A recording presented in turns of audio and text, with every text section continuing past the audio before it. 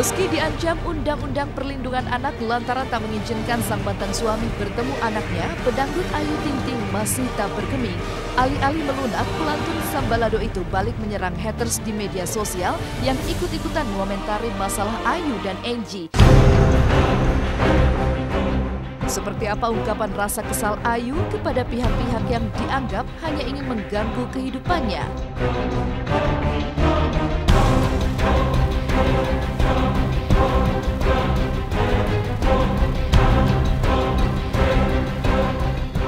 Lagi iseng aja baca, biarin aja, ladenin aja sekali-sekali. Kalau perlu ajak ketemu aja. Kalau emang kesel, kalau emang punya masalah ajak ketemu aja, jangan berani di sosial media doang gitu aja. Sementara itu disinggung perihal keterlibatan KPAI dalam menangani kasusnya, Ayu berusaha bungkam. Hanya saja dengan nada kesal, Ayu menolak berbicara tentang kasusnya. Lalu benarkah Ruben Onsu, sahabat dekat Ayu pun menyesali kasus Ayu yang seakan-akan sengaja dibesar-besarkan di ruang publik? Benarkah Ruben mengkhawatirkan kondisi psikologis putri Ayu? Udah gak ada urusan sama saya, gak ada berita gitu-gituan udah.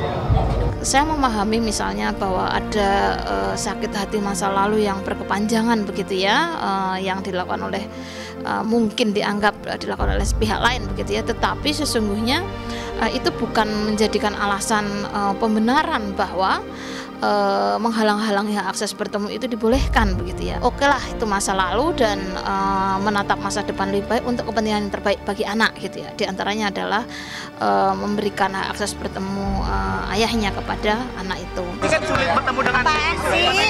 Nanyanya. Ya di dalam.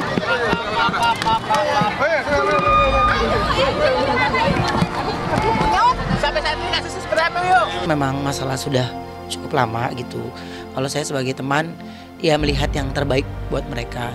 Cuman ada baiknya tidak melibatkan organisasi, ada baiknya adanya pertemuan, tapi dengan cara baik-baik. Pada prinsipnya, Mas Angie ini mau menyelesaikan permasalahan ini secara kekeluargaan, tanpa melibatkan pihak-pihak lain, apalagi media, ya kan? Ini dia menjaga supaya anaknya tidak terganggu dengan hal-hal permasalahan-permasalahan yang ada selama ini.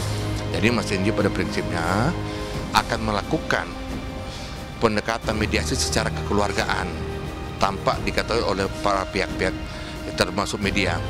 Masing-masing tidak muncul di media dulu nih, muncul di media. Yang ini kagak nonton, woi lu dikatain tuh di acara ini, woi gini, woi gitu. Jadi panas lagi, itu yang aneh lah pokoknya.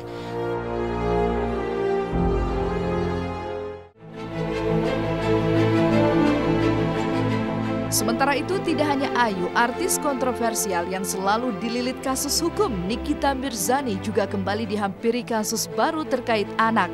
Pasca ditetapkan sebagai tersangka kasus pemukulan asisten Julia Perez, Nikita dituntut sang mantan suami Sajat Ukra terkait masalah izin bertemu dengan anak. Benarkah selama ini Nikita tak mengizinkan putranya bertemu sang mantan suami yang tinggal di Singapura? Benarkah karena Sajat Ukra ternyata tak pernah menafkahi kebutuhan hidup sang anak sejak lahir? Orang dari usia kandungan 2 bulan sampai ngelahirin sendiri, gedein sampai pinter begini, masa mau dikasih seenaknya gitu aja nggak bisa. Because I love my son. My son does not deserve for him to grow up and to read that his father was attacking his mother in the media. Enggak, 1 sen pun enggak. 1 sen pun enggak ada nafkahin dari usia kandungan 2 bulan sampai detik ini. Enggak ada uang sepeser. Ya kamu punya posisi kuat ya. Iya, dan itu saksinya banyak kok. Sampai waktu lahiran kan pinjem uang sama Mbak Bunga, sama siapa lagi, sama Kariri, semuanya dipinjemin karena kan waktu lahiran, waktu hamil nggak bisa kerja, semuta-muta terus, tiap makan keluar lagi terus sampai 28 kali juga. The court verified the evidence that I was paying her nafaqah during the marriage and after the divorce. Is evidence that my lawyer, when I was getting divorced, gave the court. I met her in May 2013. I was paying her every month from June 2013 till August 2014, every month.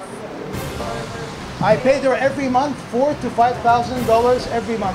Finally, she agreed to come to the office of Ibu Elza, my lawyer. She was there for 1 hour. I was not in the room.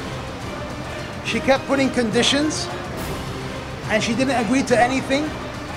In the end, she stood up and said, if he doesn't want to pay for his son, I will find him another father.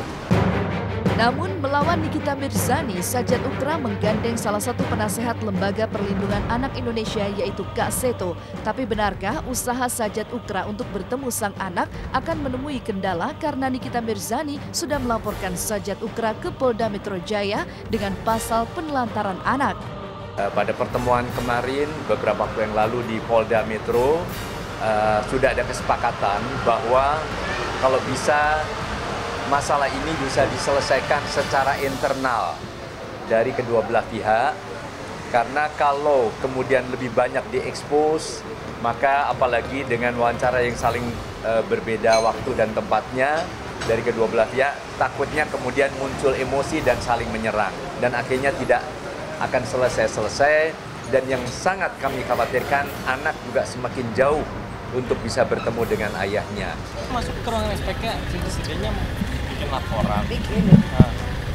Apa yang dituntut sama kamu? Penelantaran anak, udah gitu doang. Penelantaran.